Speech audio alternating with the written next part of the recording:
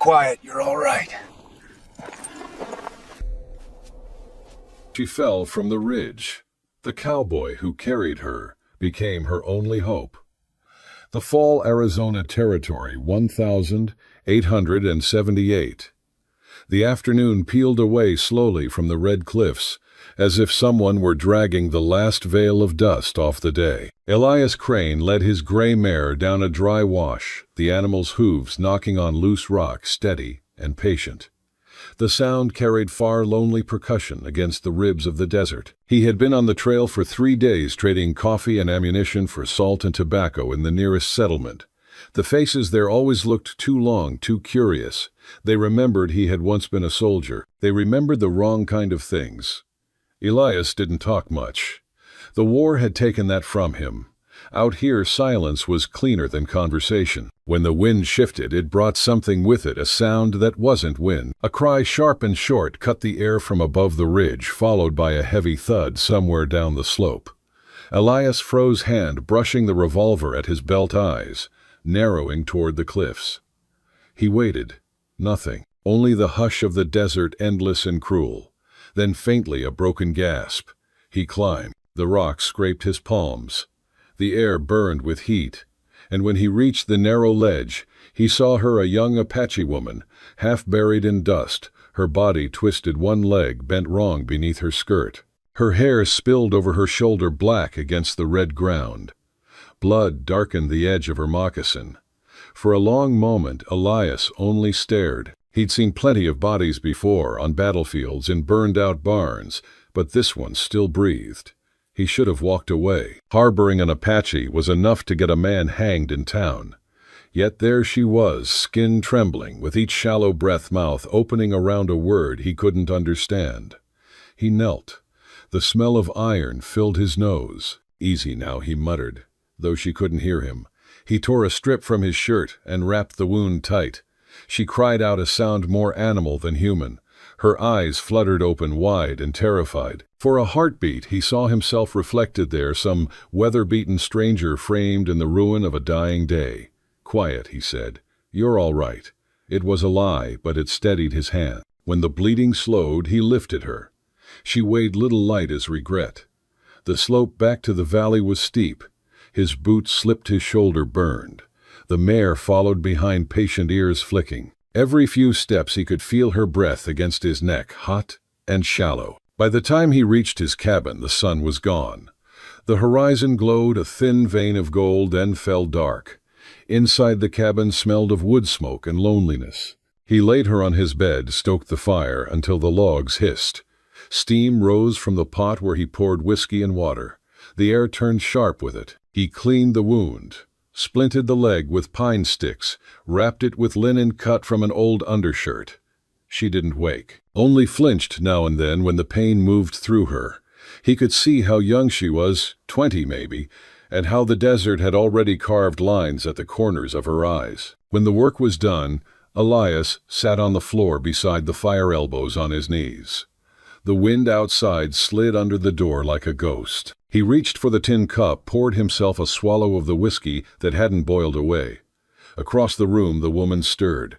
The firelight trembled over her face. She whispered something, 2 syllables, soft and strange. He listened, though he couldn't make sense of it.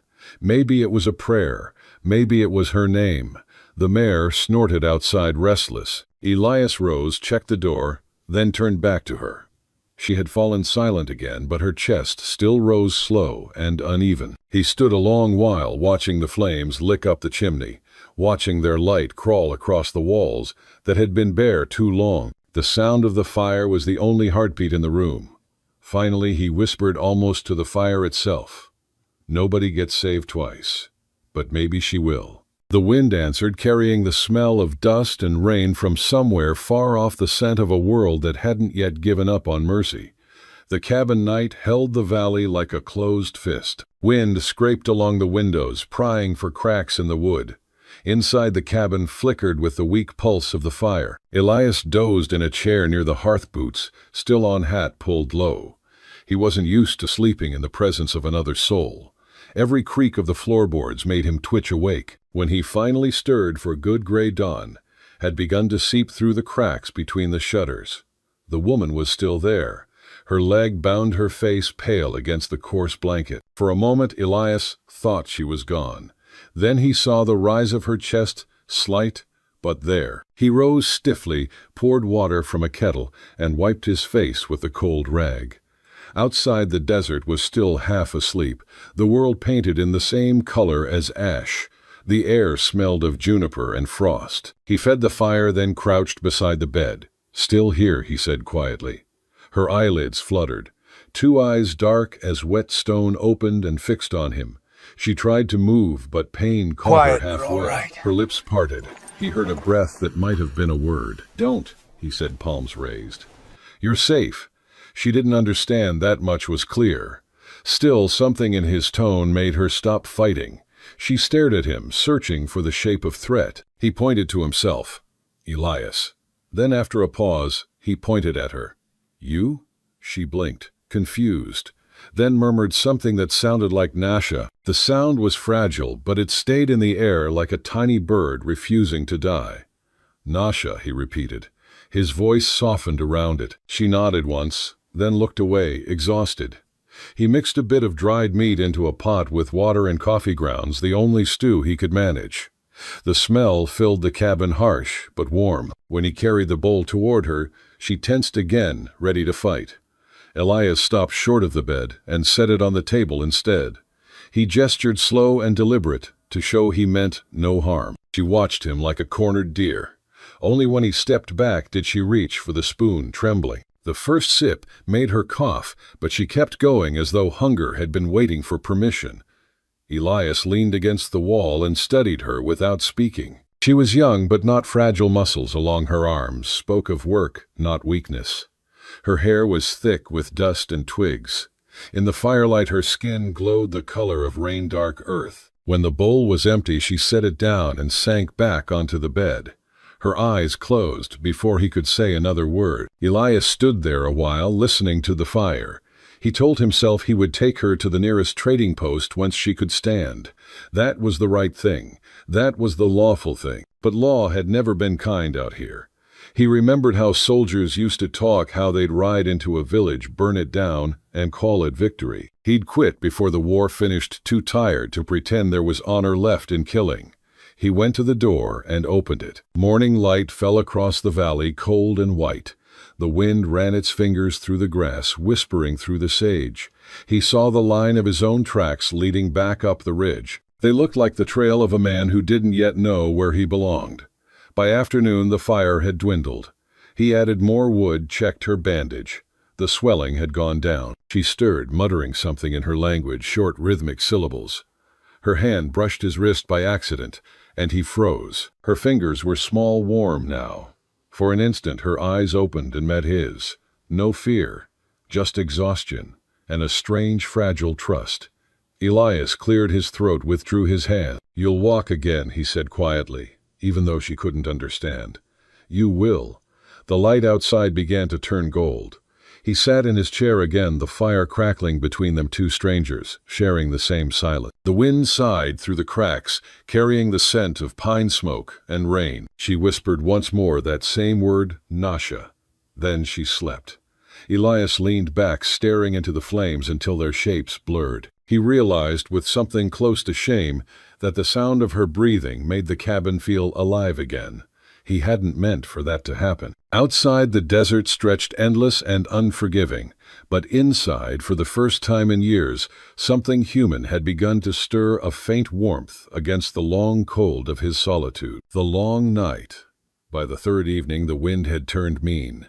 It came down off the ridge in long, shuddering breaths, dragging sheets of sand that hissed against the cabin walls. Elias had nailed the shutters shut and packed cloth into the door seams, but the dust still found its way through. It always did. He moved like a man trying not to wake a ghost, slow, quiet, careful. The Apache girl slept fitfully, her legs swelling beneath the splint. Fever had started the night before. Her skin shone with sweat and her breath came shallow. He changed the cloth on her head every few hours, whispering curses at the storm outside, at the army, at himself. "Don't you die," he said once. not sure who he was talking to. The fire fought the wind's breath, sputtering but alive. He added another log and sat down again. Outside, the desert vanished into red dust and night. Inside, the air felt thick with heat and sickness. He watched her face lips, trembling eyes rolling beneath half-shut lids. She was caught between worlds, and he could do nothing but sit sentinel over the space between them. He poured a swallow of whiskey into the tin cup, then another for her, just a few drops on her lips. She flinched but swallowed. Her voice cracked in her throat, the sound of a wounded bird. He wanted to say something, anything, but what words were there to bridge a life like his, and a life like hers? He'd spent years learning silence.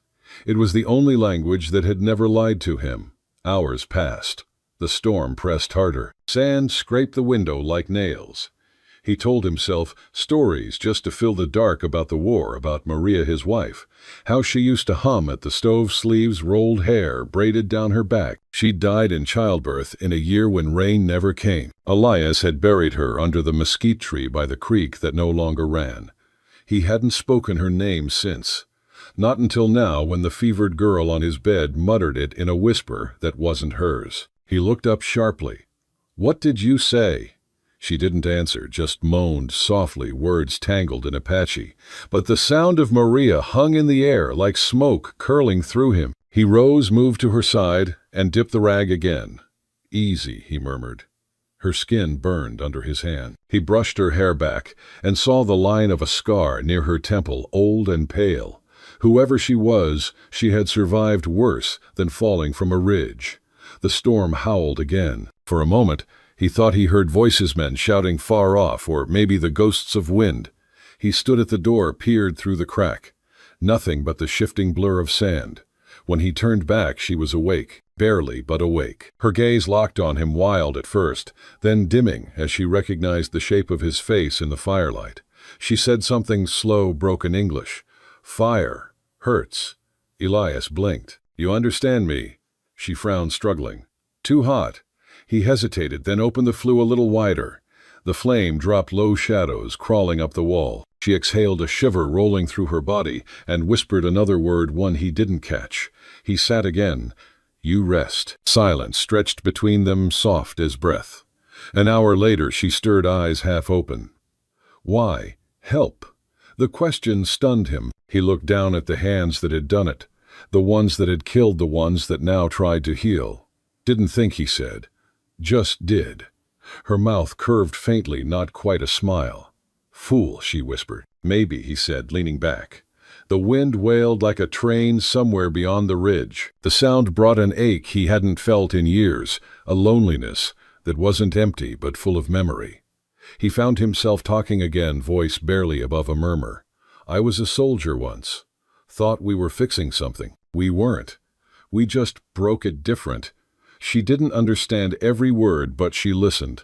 The shape of his voice seemed to calm her. He reached for the coffee pot, poured what little was left into the pan, and set it near the coals. Steam rose, smelling of bitterness and smoke. "I'll get you home when you can walk," he said. Her eyes drifted shut, and she murmured something like, "Home?"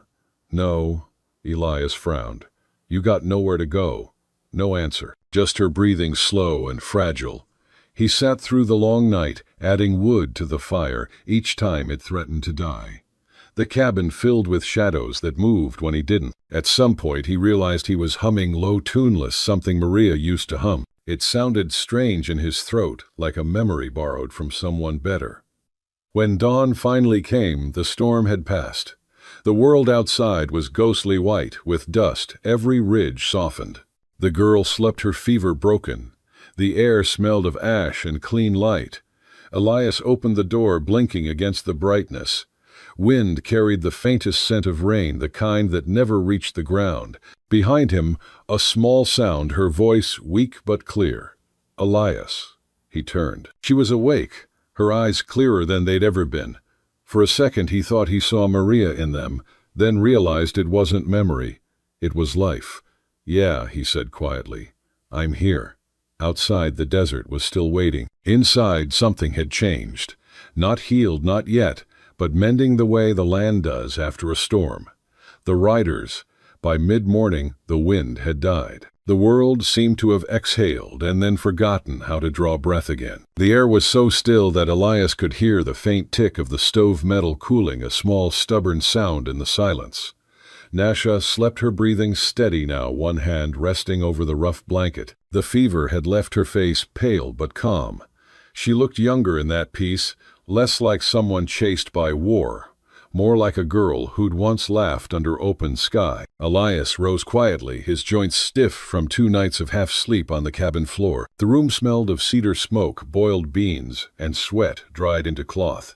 For the first time in days, he stepped outside. The desert, after a storm, always looked cleaned of sin-red earth, washed pale sky scoured to a hard enamel blue. He filled a pail from the cistern, splashed his face, and felt grit in his teeth when he drank. The taste of dust never left a man out here. It just changed its name. From up the slope, he could see the ridge where he'd found her. The sandslide had already erased most of the mark's hoof prints' blood, even the outline where she'd fallen. The desert was merciful that way. It forgot fast. He was turning back toward the cabin when he caught it, the sound of hooves, faint but certain, carried low through the stillness. 2 riders working their way down the trail from the east, slow, deliberate, the way men ride when they're looking for something, not someone. The kind of looking that ends with a gun drawn. Elias watched for a breath, counted the rhythm of the hoofbeats. Then he went back inside. Nasha stirred as he pushed the door shut. Her eyes opened, clouded but alert. "What is it?" she asked, her words rough but understandable now. "Riders," he said. Her eyes widened. She tried to sit up, but a flash of pain cut her short. "Soldiers. Could be." He crossed to the corner, lifted the rifle from its peg near the door. It was an old Springfield rust on the barrel stock, worn smooth where his palm had lived once too often. He hadn't fired it since winter, and the thought of doing so again made his stomach twist. He wasn't a fighting man anymore. Not really. But he knew what would happen if they found her here, what they'd call it. Harboring. Treason. Gallows. He crossed to the stove, pried up the trapdoor beneath it. The hollow space below was small, dug years ago to store jerky and tools when bandits came through. It smelled of earth and iron. "You stay there." "Quiet," he said. Nasha hesitated, breathing hard. "You help." Again he met her eyes. "Don't make me regret it." Something like gratitude flickered in her expression. "You already not regret." He wanted to tell her she didn't know him, that regret had followed him longer than the wind. But there wasn't time. He helped her down, covered the hole with the folded rug, then dragged a crate over it. The place looked no different from before. He poured himself coffee and sat by the table. His hands were steady, but his heart wasn't. He could feel the pulse in his throat like a second clock counting down. The knock came soft but certain. Morning Crane, a voice called. "Got a report a band of Apaches passed through here yesterday." "You seen anything?" Elias rose, opened the door slow. 2 men sat their horses in the sunlight, badges dull under their dusted coats. One he recognized, Deputy Lang, a man with a voice like gravel and eyes like broken glass. The other was new, a kid with freckles and a smile that didn't reach his eyes. "Can't say I have," Elias answered. "A storm blew half the desert through here, though. You'll lose your horses if you ride too far." Lang squinted past him into the cabin. "You been alone all that time, Crane?" "Same as always." The deputy leaned forward in the saddle, sniffing the air like a hound. "Smells like stew." "Beans," Elias said evenly. "You want some?" Lang's mouth twitched, half amusement, half suspicion. "You always were a strange one." "Army doesn't send word anymore." Elias shook his head. "Haven't been Army for 10 years. The younger man swung off his horse, kicked at the dust. "Tracks up the ridge say someone fell. Blood, too." "You sure you haven't had visitors?"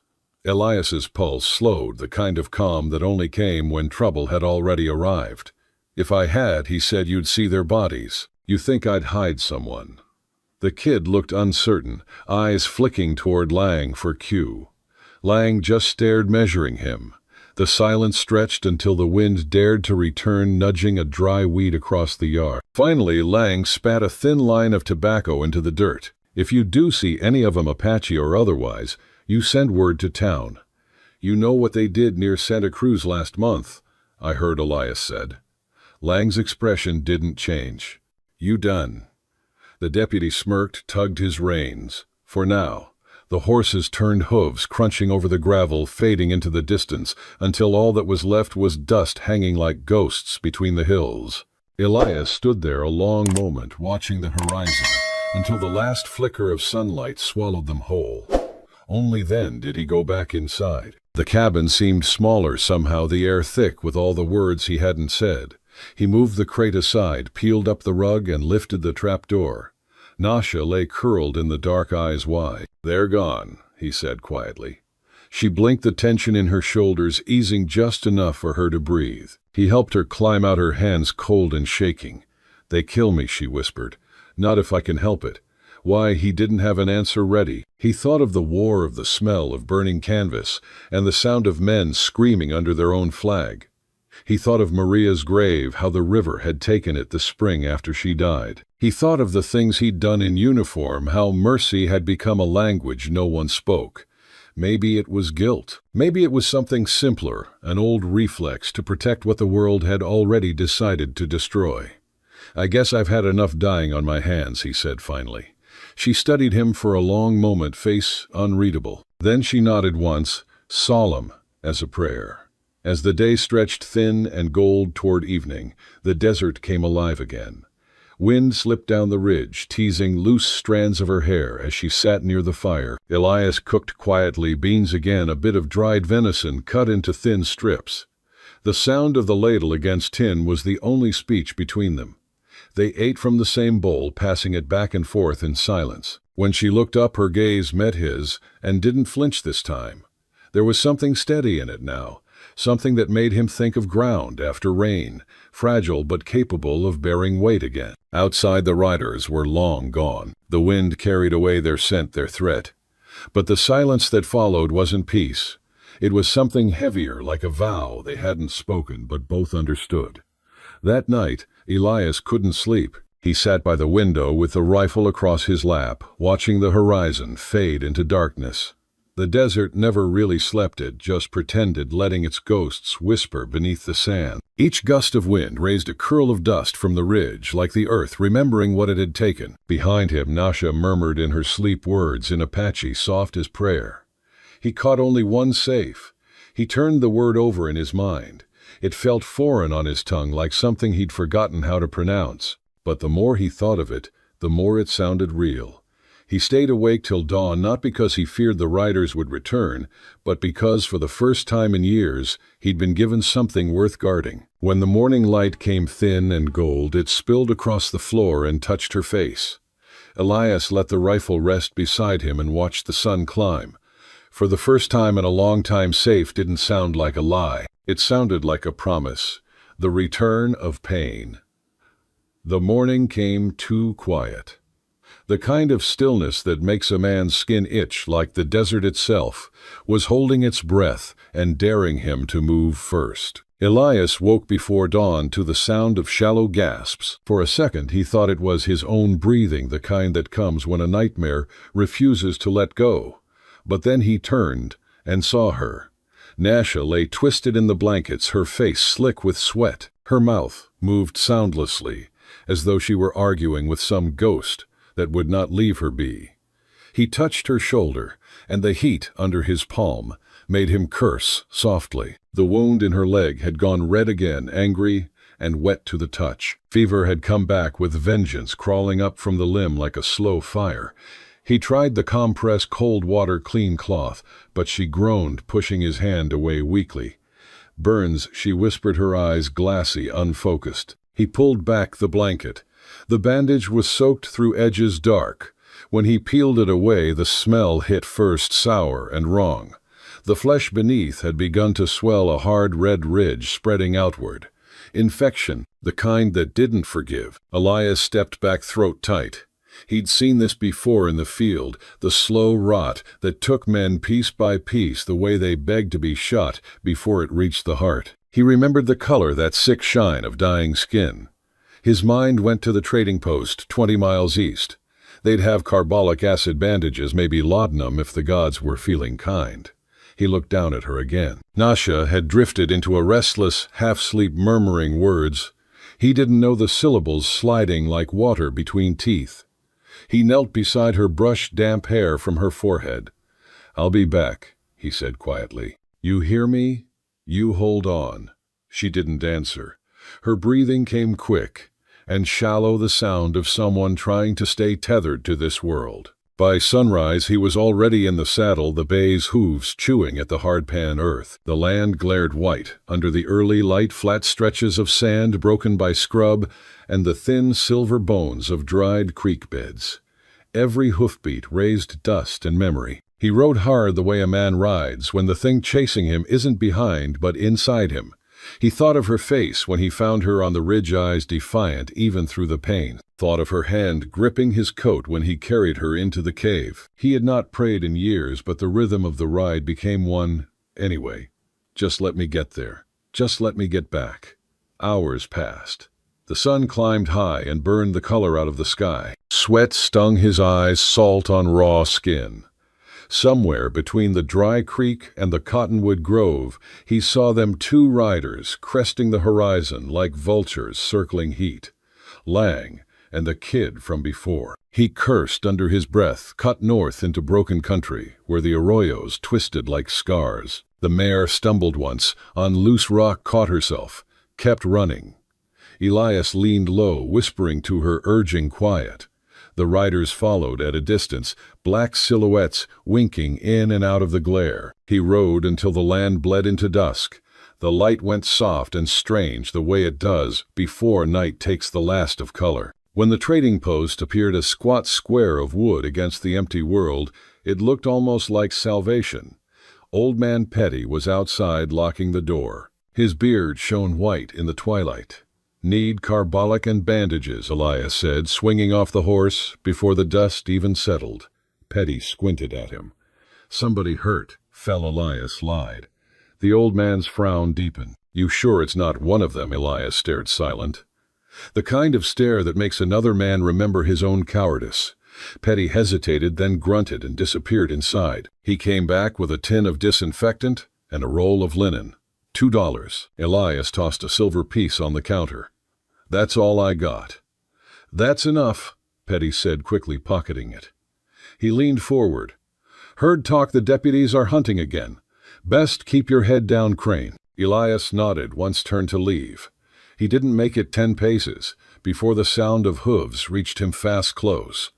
Two silhouettes rode in from the east, dust trailing behind them like smoke. Lang's voice carried across the flat in that slow, mocking drawl. "Crane, you left in a hurry for a man who's got no company." Elias didn't answer.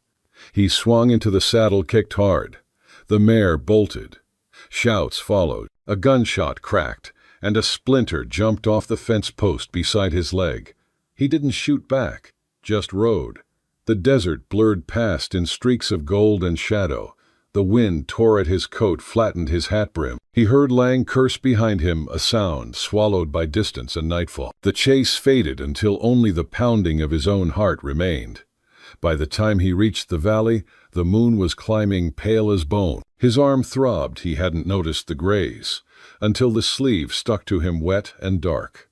Each breath burned in his throat, the metallic taste of fear and blood mingling. He saw the cabin light flickering faintly through the cracks in the shutters, and felt something inside him unclench.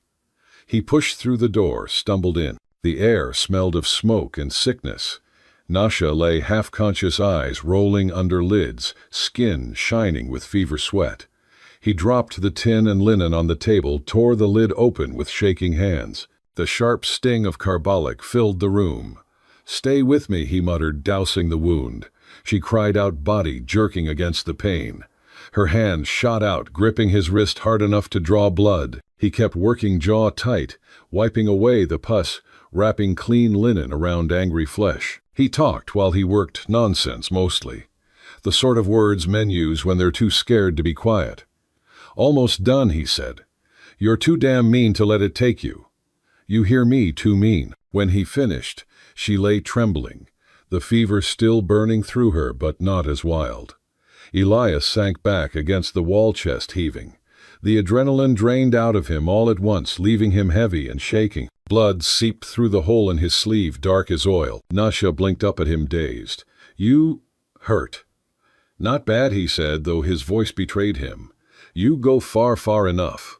Her hand drifted toward him, fingertips brushing his arm.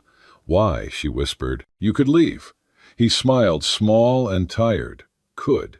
Didn't. For a long time she just looked at him. Then she said his name, soft, uncertain, as though testing its weight. "Elias." He swallowed. It sounded different from her mouth, less like a name, more like a vow. She fell asleep soon after. He sat beside her until her breathing slowed, until the fever's rhythm eased from frantic to steady. The moonlight reached through the window and laid its pale hand across her face. Elias cleaned his own wound with what was left of the carbolic. The burn made him hiss through his teeth, but he welcomed the pain. It meant he was still alive to feel it. He tore a strip from his undershirt and bound the arm tight.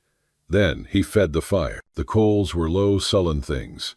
He poked them back to life, added kindling until the orange spread, throwing long, restless shadows across the walls. For the first time since he'd left the ridge, he let himself breathe. Outside, coyotes began their nightly chorus, distant, mournful, echoing through the canyon. He used to hate that sound. Tonight, it felt like company. When he looked back at her, she was still her face, slack in peace, that looked borrowed. He thought of how small she'd seemed when he carried her in, and how fierce she'd been even half dead. It humbled him, that stubborn spark she carried. The hours between midnight and dawn were long. He dozed, sitting up, rifle across his knees. Every time she stirred, he reached out half, expecting the fever to return. It didn't. The color in her cheeks softened, the sweat dried. Just before dawn, a thin light crept in through the window slats. He poured water into a tin cup and drank. His arm throbbed steady, his body ached, but there was a strange quiet inside him, like the kind that comes after confession. Nasha stirred. Her lips moved, breath catching. Then, like a whisper carried from another world, she spoke wind. Still here, Elias looked toward the open window, where a faint breeze slid through, carrying the smell of sage and rain far off in the hills. "Yeah," he said softly, "still here." Her brow smoothed, and she slept again. When the first streak of sunlight touched the floorboards, he watched it crawl slowly, warming the room inch by inch until it reached her hand. The light lingered there, brightening her skin. He felt something tighten in his chest, something close to gratitude. He wasn't a praying man, but that morning Elias Crane found himself whispering a thanks to no one in particular, to the wind, to the desert, to whatever mercy still bothered to pass by his door. For the first time in years, he didn't feel like a man waiting to die. He was simply waiting for her to wake. Dwarn 6, the morning below the ridge. Morning came soft and gold. Light filtered through the cracks in the shutters, painting the cabin floor in thin bars of warmth. For a long time Elias didn't move. He sat by the hearth boots, still dusty from the night's ride, watching the breath rise and fall in Nasha's chest. The fever had broken for good. Her face, once drawn tight with pain, had eased. The red in her leg had faded to pale. She slept like someone who'd fought too long just to rest. Elias rubbed the back of his neck, feeling the crusted sweat, the dull ache that comes after fear loosens its hold. He'd ridden through the canyon and back again under moonlight, following his horse's instinct more than his own. Every hour since had been a prayer spoken without words. When she finally stirred, dawn had turned the air thin and blue. Her lashes fluttered, and the first thing she saw was him slumped against the wall, eyes, half-shut arm, wrapped in a blood-stained bandage. "You look dead," she murmured, her voice rough with sleep. He gave a tired smile. "Not yet." Her gaze fell to his arm. "You hurt.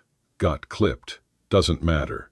She studied him a moment longer, as if measuring the truth of that, then said quietly, "You went for medicine." Elias shrugged. "Seemed you were too stubborn to die." Nasha's lips twitched, the closest thing to a laugh he'd ever seen from her. The sound was soft, shy, but real. It stayed in the room like a secret too delicate to touch. He helped her sit up, propping a blanket behind her back.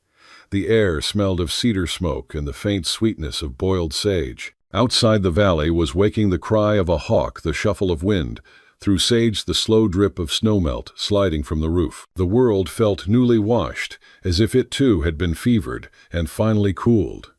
She drank the water he brought, then leaned back, eyes tracing the pattern of sunlight crawling along the wall. "Long time since I see sun like this," she said. Elias followed her gaze. The ridge loomed beyond the window, black and jagged, its edge still bruised with shadow. "You'll walk again soon," he said. "I can get you to the river.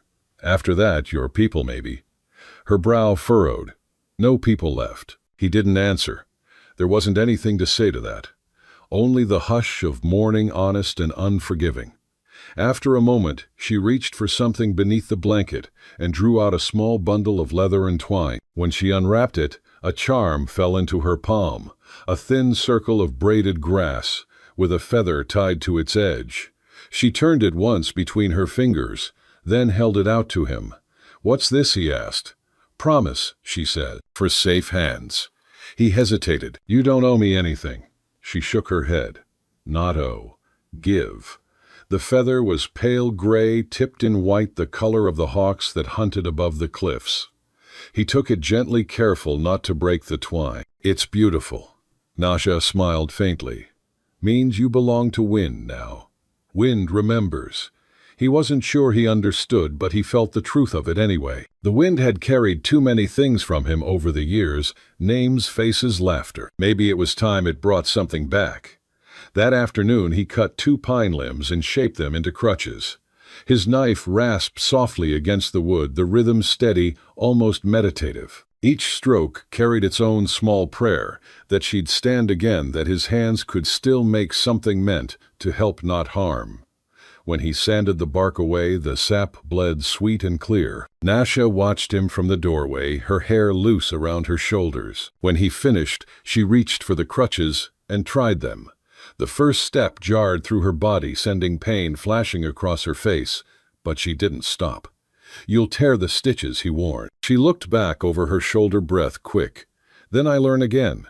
By evening she could make it from bed to door without falling. She stood there a while, looking out at the valley below, the same ridge that had tried to kill her, now quiet under the dying light. Her skin glowed bronze against the sunset, her outline thin but upright, like a sapling that had refused to break.